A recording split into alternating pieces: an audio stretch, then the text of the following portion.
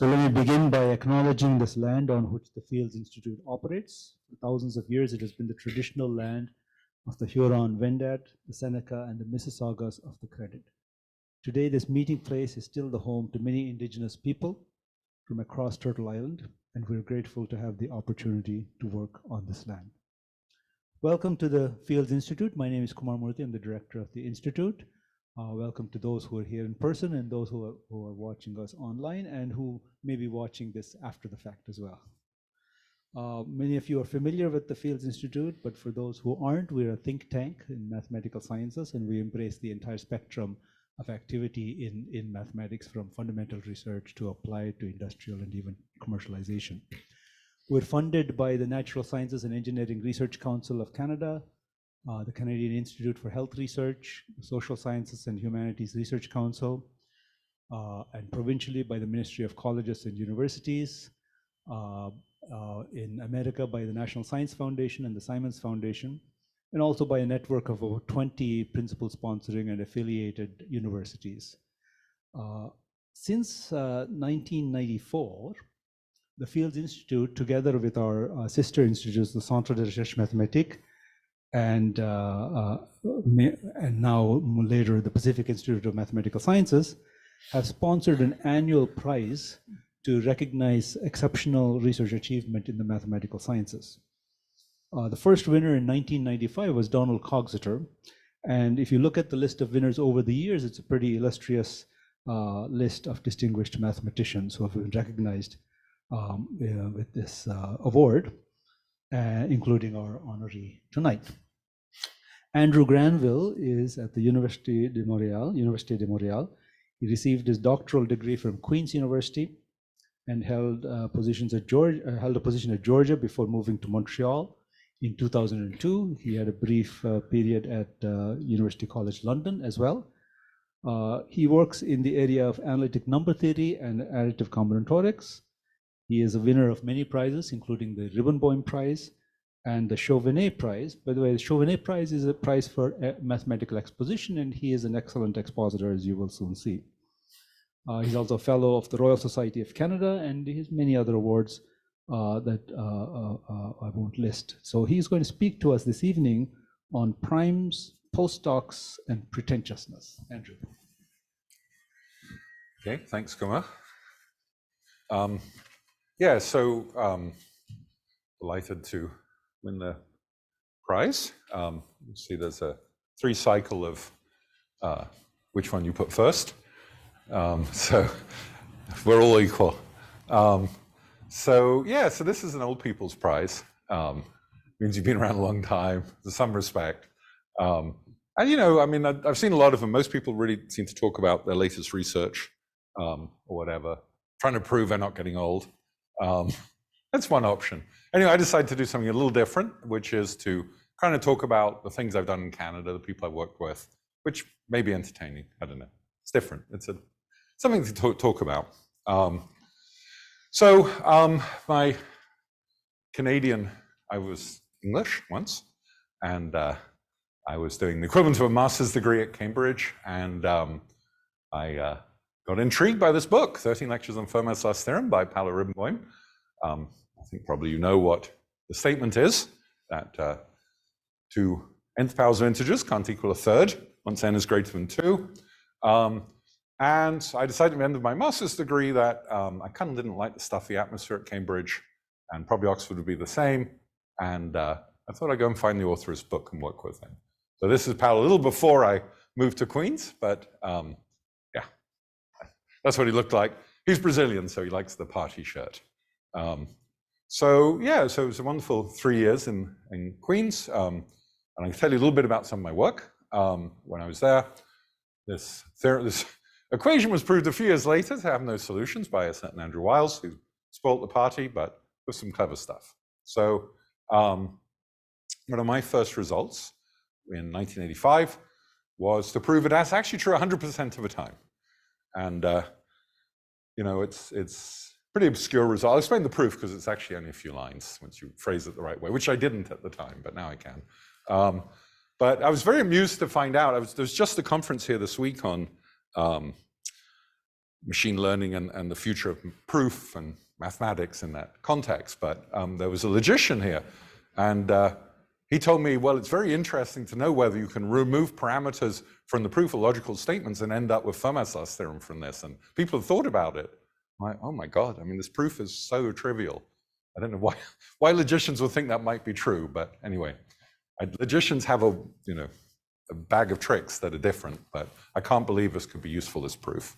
Anyway, so it amused me. It was a good present. So yeah, so let me just go through some ideas. If you have a sum of two nth powers as another nth power in integers, and at z not equal to 0, then you can divide through by z, and you can write it in this form in rational numbers. And it's obviously if and only if. You can go backwards and forwards. So an equation in two variables is a curve, right, if you draw it. So Vaulting's theorem says that any curve defined over Q, meaning the coefficients are rational, of genus greater than 1, whatever that means, but we won't worry too much about that, contains only finitely many rational points. And all the curves u to the n plus v to the n equals 1 are included once n is greater than 3. They all have genus greater than 1. So Vaulting's theorem says that any Fermat equation has only finitely many solutions, if any at all. We believe none, but at least he could say there's finitely many. So this is a simple corollary. If you look at prime exponents, that could be non-prime, but if there's only finitely many solutions, there's a bound on how big they are. Don't know what it is, but there is some bound. So let's just look at a to the n plus b to the n equals c to the n, where p divides n. And what I can do is rewrite that. If n is m times p, I can write it as a to the m to the p plus b to the m to the p. So now I've got the Fermat's equation of pth powers, and I can apply the corollary to Vaulting's theorem. Well, the c to the m is going to be at least 2. The c is going to be at least 2, so I've got 2 to the m less than c to the m. C to the m is z when I go up there, and we said z's less than bp.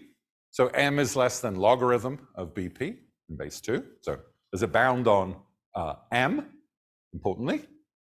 And so since n is p times m, there's a bound on n. So here's a trivial proof that thanks to Vaulting's theorem, if we look at the exponents divisible by p, at some point there are no solutions. There's no content here, it's just size. So I won't go into this, but it's easy to prove that if you look at the integers, then a certain proportion have a prime factor between 5 and y, if y is large. And that proportion, as y gets bigger, the proportion goes to 1. So 100, basically tending towards 100% of the integers if I take y large enough. So I take y large to get them, say, 99% of the integers. 99% of the integers have a prime factor between 5 and y, and then I apply this little lemma I've done, right? And then I'm just excluding a finite number of integers for each of a finite number of primes. Yeah? So there's at most a finite number of solutions for all of the integers that have got a prime factor between 5 and y. So 99% of the integers is only positive proportion of the integers n, only a finite number could there be a solution to Fermat. And so you let y go to infinity and you prove Fermat is true for 100% of exponents. So that was my proof back then. I was excited about it. I thought that would be a theorem that lasted a long time, little did I know. But anyway, you can see, I don't see that you could remove any quantifiers and do anything profound with this proof. Okay, so I worked primarily on Fermat's last theorem, well, two different subjects in Fermat's last theorem, as I'll explain. When the sum of two pth powers equals a third, p doesn't divide. Oh, so I should say traditionally, before Andrew Wiles, it was split into two cases where p divides one of the numbers and p doesn't divide. And the case where p doesn't divide is easier. There's a lot more theorems on it. And in fact, this is an extraordinary result from Weierfrich in 1909, that if there is a solution to x to the p plus y to p equals z to the p doesn't divide x, y, z, then you get an arithmetic criteria that is almost certainly, almost never true. So if you remember Fermat's little theorem, you know that for all primes p, 2 to the p minus 1 is congruent to 1 mod p. So this says p squared. And it turns out that of the computations have been done up to 3 times 10 to the 18, and only 2 examples are known satisfying this. So one expects that this is enough to prove a first case of Fermat's last theorem, or this plus 1 extra little idea. So maybe you could prove the same thing for 3, and then show there are no primes for which 2 or 3 have this property. 2 to the p minus 1 and 3 to the p minus 1 are 1 mod p squared. Anyway, so in my thesis, I found a sort of arbitrary, a way to generally show if there's a solution here, then q to the p minus 1 is 1 mod p squared. So generalization that I didn't know how to use, but I could generalize. And well, the interesting part for us is that I found that I could to get q, larger q, I needed to do symbolic computation with larger and larger matrices. And in 1985, that wasn't actually possible. Symbolic computation was kind of in its early days. And there was this team in Waterloo that were creating a new language called Maple that had this idea that if any mathematician had a problem that couldn't be solved symbolically, they should come into Maple and work with them. So part of my thesis, I went to Waterloo and worked designing Maple. So at least there's large parts in linear algebra package, at least for big things that are due to me and the programmer I worked with. And we managed to do enough that we could make my criteria work all the way up to 89. And so we have this rather silly theorem, because I didn't know how to prove there are no solutions with q to the p minus 1 for each q up to 89. But what I could show is that implies that if there is a solution, then p is bigger than what at that time appeared to be a large number. Yeah, I mean, I guess we're just confirming what everybody knew, that it's very unlikely you're going to find an example. Okay, so one thing one might ask is, how do you generalize xn plus yn equals z to the n? We already looked at it as an example of the curve when we divided through by z. But another possibility is to just think of it as an example of a plus b equals c, where a, b, and c are special. Yeah, and the GCD of a, b, c is 1. So that is certainly a perspective. It's a bit non-traditional, at least it was back in the day.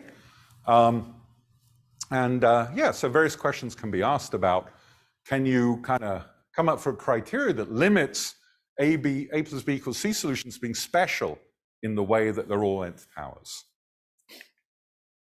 So yeah, so actually when you play with polynomials, you find out the answers. It's not hard, but you know, when you try and do Diophantine arithmetic with polynomials, you have this tool, you don't have numbers, and that's calculus. So back in the end of the 19th century, some Russians got some proof Fermat's last theorem for polynomials.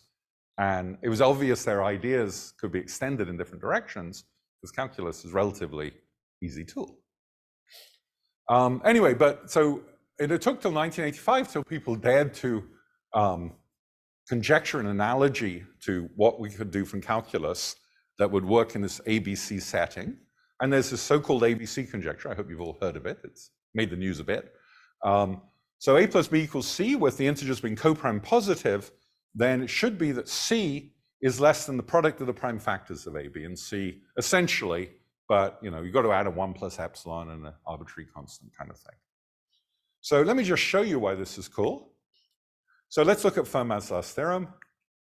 Then the product of the primes dividing a, b, and c. You see, you're kind of saying all that really matters is the prime factors, and nth powers have prime factors of very high powers. Here we're just taking prime factors to the 1. So the prime factors of a, b, and c, where a, b, and c are the nth powers, x, y, x, n, y, t, and z to the n, are the same as the product of prime factors of x, y, and z. That's just equal here to this. Because they're all positive, that's less than c to the 3n. So I'm just given a sort of trivial inequality. But then if I plug it in above, I get c is less than the constant c to the 3n times to a power 1 plus epsilon. I made a choice for epsilon. And then when you just do the obvious calculation, you show that c is absolutely bounded. So this shows you that the ABC conjecture implies there's only finitely many solutions, not like faultings for each n, but for over all integers n, there's only finitely many solutions to Fermat's last theorem. So ABC proves Fermat's last theorem other than a total finite number of possibilities. So if it's true, it's a great tool. and in fact, not only can you do Fermat, you can do other famous theorems, famous questions, the Catalan conjecture. Can 2 powers differ by 1 other than 3 squared minus 2 cubed? You could just ask, can 3 powers satisfy A plus B equals C? And then to make this an interesting question, in other words, there are examples like x squared plus y squared equals z squared. So the correct condition on the exponents is that sum of reciprocals is less than 1. You could ask, when does a binary form equal an nth power? Anyway, you can come up with loads of questions, but these are some that have been popularly used of ABC. And I'll come back to that in a bit. I just wanted to show you that generalization. I'm going to quickly tell you about some more work of mine on my thesis that I'm proud of, starting from Sophie Germain. It was actually a big influence. I think I wrote about 4 papers based on her work on Fermat's last theorem. So here's the idea. If you're looking at exponent p for Fermat's last theorem, and you have a prime that's congruent to 1 mod p, so it's the form kp plus 1, then you can use that somehow, if q is sufficiently large, to show the first case of Fermat's last theorem is true for the prime exponent p. So you need this prime pair, p and kp. So I think k is 2. So you need a prime pair p, 2p plus 1. And then it turns out that if you have a prime pair like that, Fermat's last theorem, case 1 is true for exponent p. And the basic idea is that if I look at x to the p to the k, remember I've got my Fermat's last theorem is x to the p plus y to the p equals z to the p. But if I look at x to the p to the k, then I get x to the q minus 1, and then by Fermat's little theorem, that's 1 mod q. And so it tells me x to the p is a kth root of unity mod q. Okay? So the Fermat equation, x to the p plus y to the p equals z to the p, those are all kth roots of unity. So this basically says that we get the sum of 3, I put it on the other side because p is odd. You get the sum of 3 kth roots of unity is 0 mod q. And well, you have to interpret what kth root of unity means mod q. But essentially, that gives you a criterion. But if, well, certainly if this is non-zero, and it can only be 0 if the roots of unity are 1 cube root of unity and a cube root of unity squared, or some multiple of that. So as long as 3 doesn't divide k, this works, this argument. So this is the basis of Sophie Germain's theorem, and I got to thinking sort of along the lines of the ABC conjecture. Could we just take any, instead of a plus b minus c, if you like, as my base polynomial and put in nth powers, why not just take any polynomial and plug in nth powers? And so it turns out you can make this argument work in general. So if you've got no solutions in roots of unity, just like I was kind of saying here, then there are very few solutions in nth powers. So this paper, sadly, nobody's improved, but I think because nobody's seen it. But anyway, I think it's quite good. So anyway, yes, let's move on. Oh, what I wanted to tell you, I don't know if you know the story of Sophie Germain and Gauss. And Sophie Germain was a woman out of her own time. And it wasn't okay for a woman, especially a high society woman, to be doing mathematical research. So she presented herself in the modern language as Monsieur Leblanc, not Madame Sophie Germain, because it wasn't appropriate for her to be doing mathematical research. And she corresponded with the French people in the French Academy, and eventually with Gauss as Monsieur Leblanc, and she didn't know how Gauss would respond if she was a woman, right?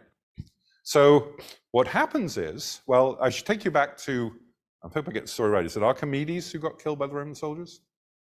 Yeah. So Archimedes was fiddling in the sand. The Roman soldier told him to stop. When Syracuse was being taken, the Roman soldier decided to kill Archimedes, despite being told, don't kill Archimedes, right? So when Napoleon's troops were taking over Prussia, Sophie Germain was a high society lady, and she was feared that they would kill Gauss.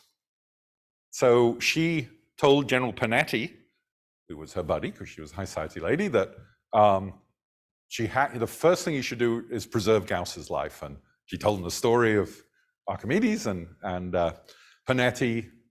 They conquered and then invited Gauss for dinner, as one does. And yeah, so so Panetti explains that he's heard the story of Archimedes and he's saving Gauss because Madame Germain had specifically requested it, saying that he was a particular hero of hers, an important person, which I guess the general didn't understand that kind of thinking at all. And he's like, who's Sophie Germain? So he writes to her and she writes back saying, I'm actually Monsieur Leblanc. Yeah, so he finds out that Monsieur Leblanc is one of his many correspondents, but one he respected is not Monsieur. So this is part of a letter that Gauss writes. The taste for abstract sciences in general, and above all mysteries of numbers, is rare, excessively rare. One's not astonished by it because of the enchanting charms of our sublime science, and they're revealed only to those who have courage to go deeply into it. However, when a person of sex, which according to our customs and prejudices encounters infinitely more difficulties than men to familiarize herself with thorny researchers, succeeds nonetheless in surmounting these obstacles, penetrating the most obscure being, I think, a good word here, parts of them, then without doubt she must have the noblest courage, quite extraordinary talents, and superior genius. I mean, nothing could prove to me in so flattering and unequivocal a manner that the attractions of a science which have enriched my life with so many joys are not illusory than the attention with which you have honored it. Wonderful, wonderful letter. So I moved on and to University of Toronto for a postdoc with John. Unfortunately, I don't think this is really, in those days, his beard was completely dark. But I do have a period picture of Kumar.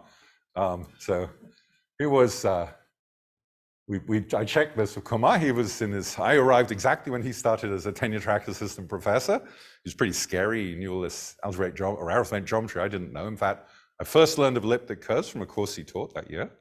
And it was cool, actually, a lot of examples I remember, which was good for me. Yeah, so I came to work with John, but I was sort of coming to a powerhouse of analytic number theory, and it wasn't actually what I was doing. I was doing algebraic number theory. I'd done a little counting in my thesis, but I kind of had to change my tune a bit here because that's what was happening here. And John had a student who was very influential on me called Chen Yildirim, who will come into the story later more prominently. But yeah, so I'll give you a theorem and tell you a little bit about it. So we're interested in number of primes in arithmetic progression. If you have a prime, primes 3 mod 9 are not very interesting because every integer there is divisible by 3. So you need A and Q to be co-prime if you're looking for primes.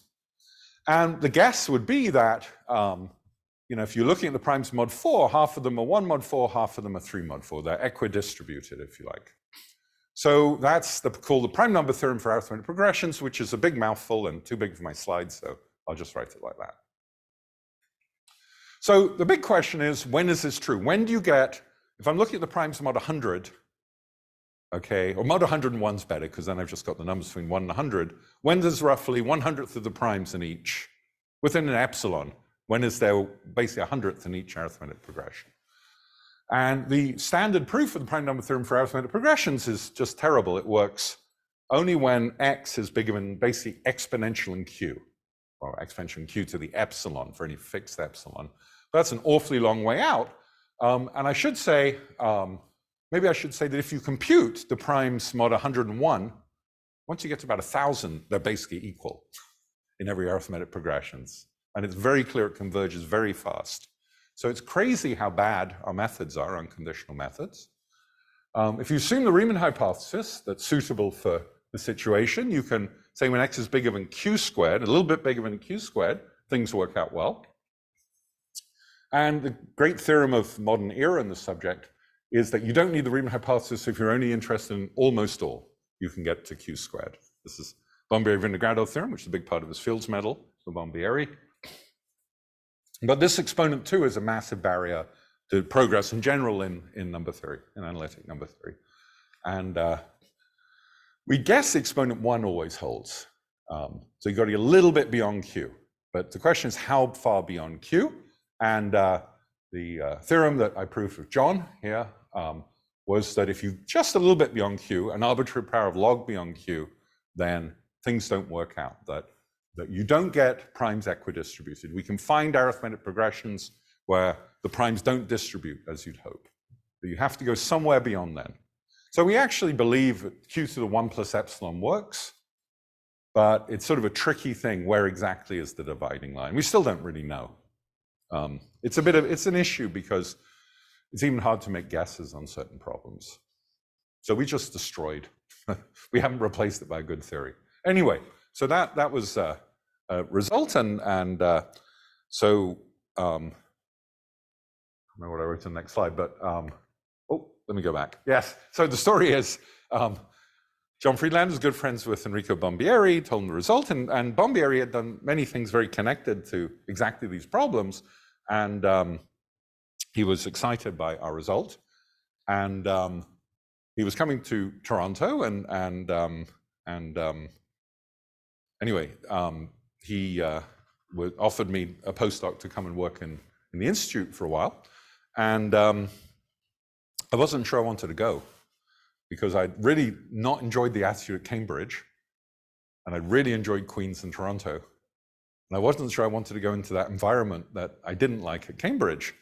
So Enrico Bombieri came here, and he said to me, I'd like you to come be my postdoc in Princeton. And I'm like, well, I'm not sure. And he was like, nobody says that to me. But he's like, why did you say that? And I said, well, I explained to him that I don't like the snobbery that I found at Cambridge about results. I should say I had a little result when I was at Cambridge, and all professors looked at me like, who cares? So it was very off-putting. And yeah, so Bombieri said to me, well, what sort of result do you think you're going to prove? Or what sort of question are you going to work on that you think I'll be a snob about? So I told him there's something called covering systems. It doesn't really matter what they are, but they're kind of elementary, but really intrigued me at the time, still do. And Bombieri said to me, that's a great problem, but I tell you not to work in it because nobody has any good ideas. So I went to Princeton. I thought that was a good answer to my question. Or he actually said, you can work in it a bit, but I wouldn't spend your time in it because you do need papers on things you can actually answer. So fair enough. Anyway, so off I went to Princeton, had an interesting couple of years there. At that time, the analytic celebrities, the 2 Fields medalists in the subject were both there. It was certainly eye-opening. And I'm going to tell you about a problem, a very famous problem that Enrico got me intrigued by. So you have to know a little bit about L-functions. So you have a character, and you write out the Dirichlet L-function, and the story is, the basic story is you can analytically continue this thing to the whole complex plane, except in one special case, not at s equals 1, the special case being the Riemann zeta function, where there's a pole. And there's this amazing guess by Riemann that if there are zeros with real part between 0 and 1, then they're on the half line. I guess you heard this guess before. And he did a little calculation. He found about 13 zeros in his rough notes. And on that, he made this very, very frustrating conjecture. But for most of us, that's a little bit too hard to do. You know, I mean, there's a limit to what ideas there are for proving the Riemann hypothesis or this generalization. And in fact, the Bombieri-Vinogradov theorem, the underneath what's happening, I mean, there are many proofs now, but underneath what's happening is that remember I said that most of the time you get what you want. What they really proved was that there's not many zeros far to the right of the half line. So it's a statistical result, if you like. So, so one question you can ask is, if you want a strong form of the prime number theorem for arithmetic progressions, where you beat q to the epsilon, e to the q, the epsilon by a long way, what's the sort of minimal you could ask of zeros of L functions? And the minimum is this, that if you have a zero of a real character, so that means a character of order 2, so like a Legendre symbol, and actually if a zero is real, so the gamma part is 0, then it shouldn't be too close to the 1 line. I mean, that 1 minus 1 over log q, so q is the modulus of the character chi. So say we're working mod 101. I'm just saying it should be 1 minus 1 over log 101 away if there is a 0. And that 1 minus 1 over log q does get closer and closer to the 1 line, but we just need that much, and then we can prove a lot. Okay, so people work very hard to see what's the minimum I can get away with. And Siegel really found the right formulation. So a life goal that I was given actually by John and Enrico was to prove there are no Siegel zeros. Another way to say it is that if beta is real, then there's no zero with 1 minus 1 over log q. Yeah, so 2000 proved a result on that.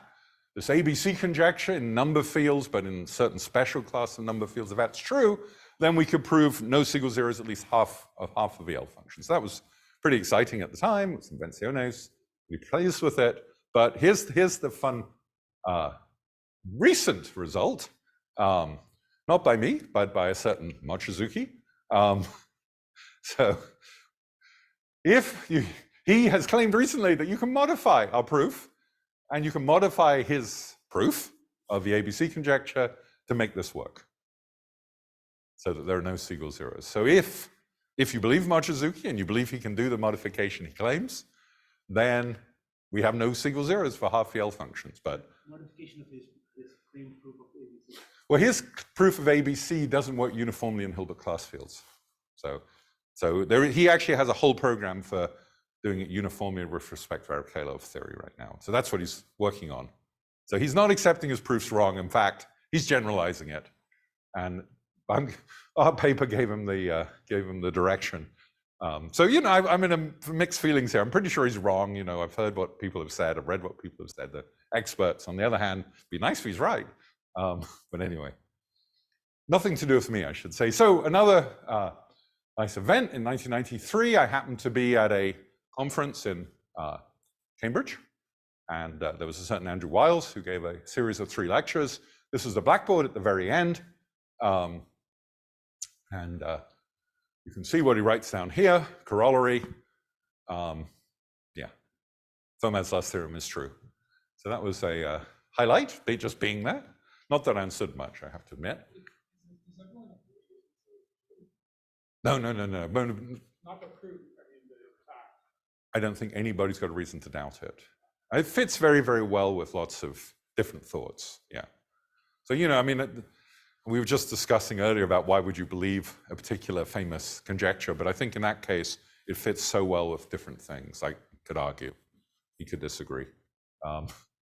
So let me go to another piece of work. I worked with Henri Darmon, my future colleague, now for 20 years in Montreal, on another one of these equations, which I mentioned, x to the p plus y to the q equals z to the r. And we found a way to use Faulting's theorem to actually prove this, that for any p, q, and r, there are any finitely many solutions. And this is much more general conjecture that like Fermat, that when you look at x to the p plus y, q equals z to the r over all possible integers p, q, r, satisfying that criteria, then there are only finitely many solutions. I say finitely many because we know of 10 solutions, 10 sporadic solutions. And the guess is there's none of p, q, and r all greater than root of 3. So that's open conjecture. You can see many, many papers on that on the archive. I think we're at 600 references now. So yeah. Anyway, moved to University of Georgia. He was my first student, Anita Srinivasan, who's now a professor in Madrid. Ken Ono was my first postdoc, who was an interesting character, famous, I guess, now as a teacher and many other things. And he was probably my outstanding student of his period, only Kroot. I'll briefly mention a result he proved in that time, the Erdős-Graham coloring conjecture, that there exists a constant B. Well, let me just explain. You're going to take the integers and you're going to R color them.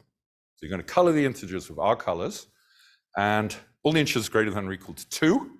And then you want the sum of reciprocals to equals 1 in one color. Okay, so you've got red, green, and blue. Color the integers. Is there a subset that are red, like a half plus a third plus a sixth is 1? And obviously not for all choices, but the theorem is for all choices of coloring, you can actually get a monochromatic subset. It's kind of a crazily, why would you ever ask that? But it's sort of a typical Erdős-Graham conjecture is, it's sort of the tip of the iceberg of many problems they can't do. So the Erdős view is try and answer this really silly question. If you actually have a technique, then maybe we can go a long way. So I'm very proud of Ernie. This has actually been in the news quite a bit very recently because Tom Bloom at Cambridge. So a lot of R-coloring theorems, what you notice if you R-color the integers, one color has a density 1 over R of the integers, right? At least. So instead, you could ask what's called the density version, which is if I have a subset of integers of density delta, am I guaranteed to do this? And this was proved by Tom Bloom, so that's the density version. But then Tom decided to formalize his proof. So it's one of the better theorems that is verified by Lean. Anyway, so moving on, I met my first sabbatical. I met an undergraduate at Michigan University called Soundarajan, who we started a long collaboration of many, many papers. I'll tell you just the theorem that we worked on for several years until we finally resolved it. A multiplicative function has this property that when you factor n, you factor the value of the multiplicative function. So f of 6 is f of 2 times f of 3. And we're just going to look at functions that have 1 or -1 values. And I can pick a function. I should say, here's an example of a function, 1. And every value is 1. But a more interesting question is what proportion of values can be -1? Because look, f of 1 is 1, f of 4 is 1, because f4 is f2 squared. But also, if f of 2 and f of 3 are both -1, then f of 6 is +1. Yeah? So there's this weird kind of, I always feel it's a bit like you see the carpet's not quite, it's a little rucked up over there, so you push the carpet down, then the carpet comes up over there. So the question is, how much can you force minuses into the sequence? It's a long open question in analytic number theory. We managed to resolve it in 2001, and the answer, well, I mean, this was conjecture, but we showed it was true, that there is some weird constant, which is a dilogarithm value, special dilogarithm value, that is the maximum proportion of -1s. Anyway, the fun thing about this was I gave a seminar in Princeton about it, and Conway, who was basically asleep for the whole lecture, woke up looking at that constant, and anyway, for the rest of his life, he'd harass me about this constant. So he was like, he said, I mean, I like your question, but there has to be a natural reason. You have to find a setting in which this is the natural thing that you'd ask for. And you know Conway would, right? He would, well, he did obsess a little bit. Every time he'd see me, he'd obsess. But yeah, we never found the setting. I don't think I had, it sounded like I have quite that Conway type creativity to look for a crazy way to understand a constant. Anyhow, went on to the Université de Montréal in 2002. Several colleagues here you may know, François Lalande, who was the one who suggested to me I might want to come for a CRC. I had a department, Yvan Saint-Aubin, mathematical physics. There's Henri Darmon in cartoon form, and Chantal David, who was the other senior analytic number theorist, well, a few years ago. Yeah, so I'm just going to talk about I'm running out of time, a couple of the things we were interested in that have affected my life greatly in that. So I want to talk about prime patterns. Are there infinitely many prime twins, p and p plus 2? And to show you this is important, I want to do a celebrity endorsement. Oh, we need volume.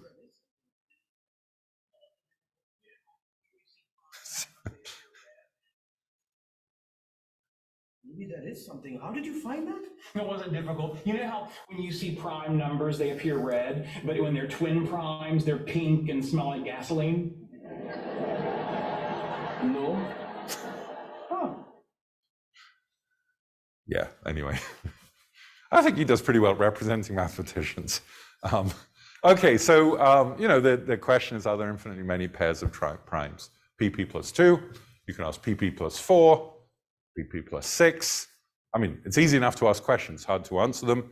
We saw p and 2p plus 1 from Sophie Germain's theorem earlier. You can do weird patterns like that.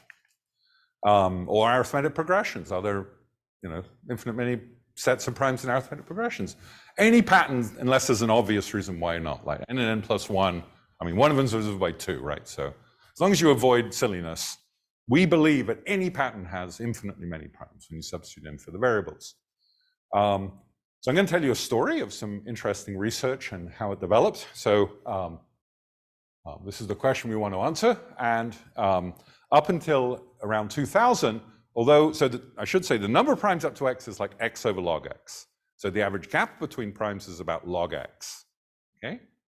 So then you think, okay, what we want to prove is infinitely many gaps of size 2 between primes, but can we beat log x significantly? And when I was a student, you couldn't beat a quarter log x. I once said it's really pathetic in front of an audience, and in a lecture, and Bombieri was there, and he was like, how dare you say that? Because he'd done some brilliant theorems on the subject, but they'd never beaten a quarter log x. So in 2003, Goldson and Yildirim produced a preprint. So this is Yildirim from the University of Toronto, who was John's student. Came up with a novel approach using sieve theory, claiming that they could not only do a quarter, but any constant. There are infinitely many primes that differ by epsilon times log x.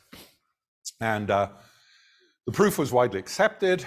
There was all the new parts of the argument were written out in detail and patently correct, and there were some new ideas. There was a few lemmas that were kind of standard, maybe a little different in this circumstance, and they were sketched, but they were clearly right.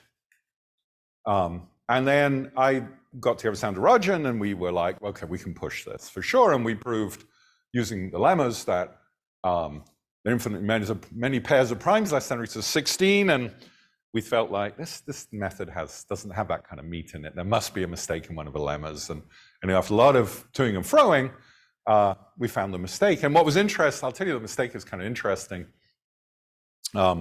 It was typical analytic number theory, contour shifting. And they were doing this contour integration, and very, very typical thing, 2 dimensions, 4 dimensions. You set up something easily, and then you have to shift contours and look for poles and zeros, and complicated. But in high dimensions, so I should say in their paper, I think they did dimensions 2, 4, and 6, and 8. And they said the rest is probably similar. And the reason they went to a few dimensions beyond what was known was there is always worry in high dimensional geometry that the order you do things might cause something to twist around. So their proof was correct up to the dimensions they did, but we found in arbitrary high dimensions, it isn't. So it was like a crazy, crazy mistake. In very high, everybody, Bombieri had talked about such a wonderful proof. Everybody believed it. It was just a surprise, the mistake. But anyway, a lot of the paper was right, is the important point to take home.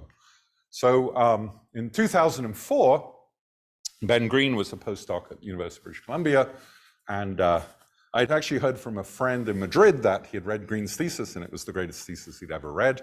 So I didn't know Green, but I said, why don't you come for a month to University of Montreal? And he was happy to do that.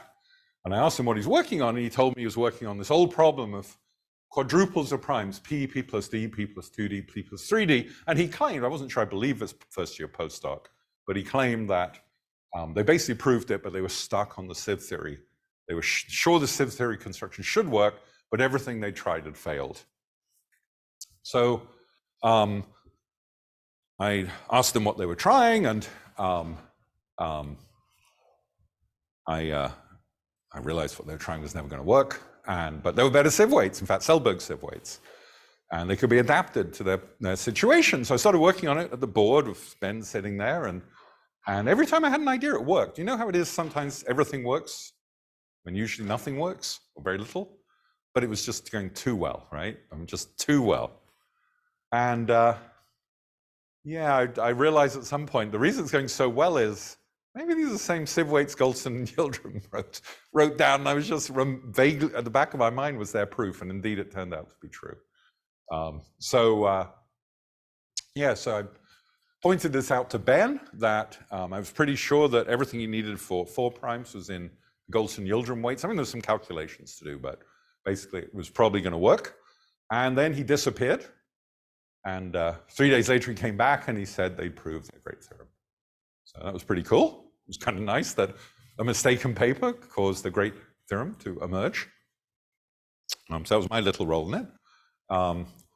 Anywho, so going on, the original idea, Janusz Pince joined Goldson-Yildirim, and they developed it a little bit differently. They found the magic way. A lot of people tried, by the way. It wasn't like this was easy. And they found the way through. They managed to prove better than a quarter log p, a root log p as a bound. And it actually uses the Bombieri-Vinogradov theorem. And when you look at their proof and you want to get down to twin primes or something near to it, what you realize is if you could go beyond Bombieri-Vinogradov, you can make x greater than q squared, like x greater than q to the 3/2, then you could get bounded gaps. So you're like, now, I mean, everybody wants to do this anyway, but now there's a double reason to improve Bombieri-Vinogradov, because actually any slight improvement and you get bounded gaps between primes. Maybe not 2, but less than a gazillion, which would be an amazing achievement. And then this guy nobody ever heard of, I mean, literally never heard of, does that. He at least in a particular way, goes beyond the 2 barrier. I can't remember the exact number, but 1.9 or whatever it was, but it was enough. And I have to say, when I saw the preprint, well, firstly, it was hard to get anybody to referee it because it was long and complicated, and nobody ever heard of him. Then somebody said to me, maybe it's Ivanet's just using a pseudonym because he doesn't want to admit he thinks, and he's sure there's a mistake. Yeah, anyway, but when you start reading it, you realize there's a class. I mean, the reason people thought it might be something like Henrik is when you start reading it, it's classy. I mean, the person's not, there's no silly mistakes. It's all very clearly explained. It's brilliantly written. And he did prove this. So, yeah, so, 5/3. And it's tough. It's a tough proof. I mean, he writes it very elegantly, but it's tough.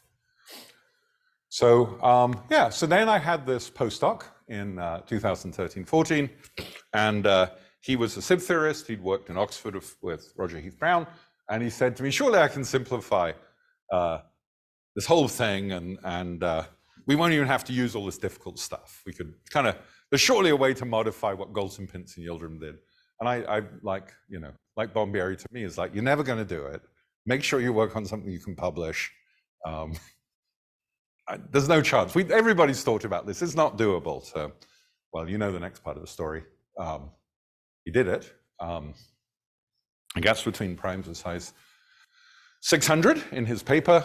And actually, what you couldn't do with Zhang's method is show that if you want m primes in an interval, you could do that too in a bounded Lake interval. And the point was he actually didn't even need Bombieri-Vinogradov. He needed a very, very weak form. He came up with a brilliant new way to use the sieve.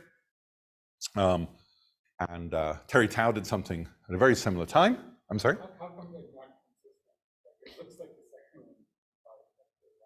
Oh, sorry, it's probably for m sufficiently large or something. I'm sorry. I was sloppy. So it's actually a good question because I think it's written like that, maybe in the paper, but maybe I'm forgetting something. Maybe you said m greater than 2, I don't know. Actually, I'm telling a lot of stories, not my story, but I'll tell, it's kind of a fun story, this. So at the time I was working with Ben Green on something, and he was in England, I was in Canada, but we'd talk every so often on the phone or on, I guess in those days on Skype. We'd always start a conversation, what's the latest gossip? And I said to him, I have this postdoc, and I'm starting to think he's actually done this theorem. I mean, I gave Maynard a very hard time. He wrote this very well because I said, if there's anything that looks like a flaw, nobody's going to believe you. So, so we worked very hard to get it written well. And yes, I told Ben, I'm pretty sure he probably will announce in a week or two. There was an Oberwolfach conference coming up. I didn't want him to go there without the manuscript being perfect. Then Ben says, oh my God, you're not going to believe this, but Terry told me the same result a couple of days ago. And I'm like, oh my God, I've been discouraging James from going too fast because I didn't want him to make an error. So yeah, so this is a problem. So I thought I'd better phone up Terry and see what he's doing with this manuscript. And anyway, I explained it to him, and he thought at first maybe we should collaborate. I said, if it's Terry Tao and some unknown postdoc, they're just going to think that he was the water carrier. And he really did this all by himself. So I think we need to come up with a better strategy than in co-authorship, because he really, you're not co-authors. And so Terry very generously said, you're right, and I think you should get a lot of credit for this. So why doesn't he put the preprint out? And the next day I'll put on the blog my proof, but I won't say I did it independently. I'll say I read James's stuff, and here's the way I think about it. So this is what he did, very generously letting James get all the credit. But then it was funny because, well, sad, but a lot of people said, oh, that bastard Tao, he couldn't wait to put his own thing up. He couldn't let James just have credit for 5 minutes. So Even a good deed doesn't go unpunished. Anyway, so towards the end of James's year in Montreal, he worked on the following problem, and we believe that there are infinitely many pairs of primes that actually differ by log squared. And there was work from the 30s to the 60s, primarily by Erdős and Rankin, that gave a lower bound of this form, which is, there's the joke about log, log, log, log, log in analytic number theorists, for different constant c. So I think in the 1930s, people got something of that form with like 1/3, and it got improved to about 2. So many papers, very little improvement. So Erdős's highest money problem was make c go to infinity. And so James adapted his work, and he told me, I think I've done that. Well, anyway, so I have another conversation with Green, because we were working on something. We never succeeded in proving something, but we were working on something. And I said, this is what James has done. He's like, no. I'm like, yeah. He's like, I'm plenary speaker at the ICM in a few weeks. He said, I'm going to talk about our proof of that with tau. So yeah, it was very, very weird.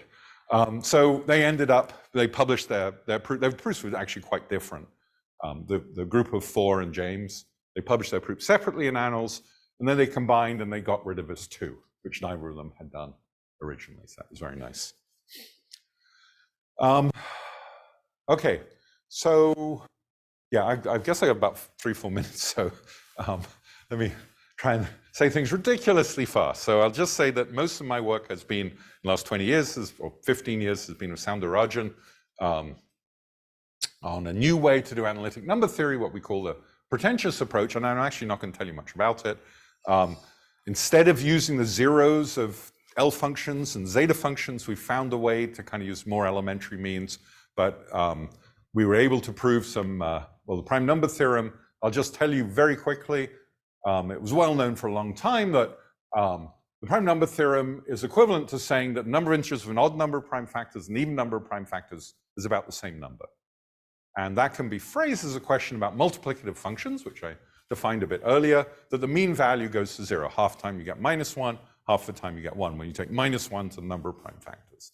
So you could approach the prime number theorem with this, and then you can enter the realm of what the mean values of multiplicative functions look like. And yeah, I know I don't have time to go into it, but I'll just say that there was a great theorem by Gabor Halash in 1968, which explained when you get a large mean value, and with that, and actually the technology we created, you can actually, as an immediate corollary, prove a prime number theorem. Again, I don't have time, so I want to tell you more about the people than the theorems. So what we were able to do, which was a big surprise and why we really got excited, is there's a famous theorem that you not only have Dirichlet's theorem of mathematical progressions, and I said you want to prove like you get the equidistribution at q to the 1 or q to the 2, but just proving that each arithmetic progression has 1 prime was a massive challenge and a great theorem of Linux in the 1940s that he proved that at q to the 7,700, I think, was roughly the bound then, that you're sure to have a prime in each arithmetic, 1 in each arithmetic progression. And his proof was ridiculously hard. And there was a lot of work on improving it. Part of Bomberius Fields medal was for the improvement and development of Linux proof by developing what's called a large sieve. And there was a proof that it were different.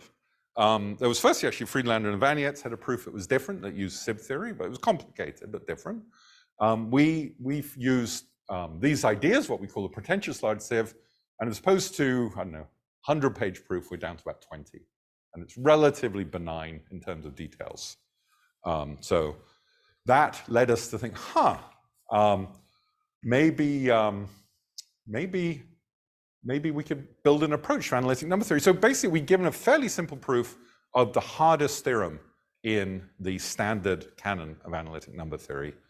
Maybe we should be able to prove everything in the subject without Riemann zeros, just using mean values of multiplicative functions. Could that be? Well, that was our dream.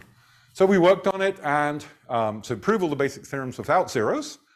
And then you can also ask, if we can do it, is it actually worth anything? Is it useful, or are we just going to reprove badly old theorems? So this was answered beautifully by Soundarajan. He proved something which completed Lindenstrauss's program that led to his Fields medal. He just proved enough using our methods to allow quantum unicodicity to be proved. 2011, we wrote the first draft of a book of a new theory, but there were real problems with our draft. There were shortfalls that we couldn't get strong results, like how well it was known for the prime number theorem. We couldn't even see a way to do better than log squared in the error term, whatever, you know what I'm talking about. But then I had a postdoc, and he brilliantly came up with a way to do it, Demetrius Koukalopoulos. I was now a professor at University of Montreal, and he recovered everything that's known from Riemann zero methods, so that was pretty cool. So for those who know the prime number theorem, that's the strongest form. You now have a proof without zeros, thanks to Demetrius. Then here was the problem. Our proof was ugly. The proof of Hollas's theorem is ugly. It's awful. I mean, it's sort of like there's no motivation for it. You just do it. And in fact, Ben Green kept on saying, you shouldn't write a book till you have a better proof. So one of his students came to me in my postdoc, Adam Harper, and he very timidly said to me, Ben feels strongly about this. Do you mind if I work on it? I don't mind. Anyway, he came up with a beautiful proof. It was very motivated.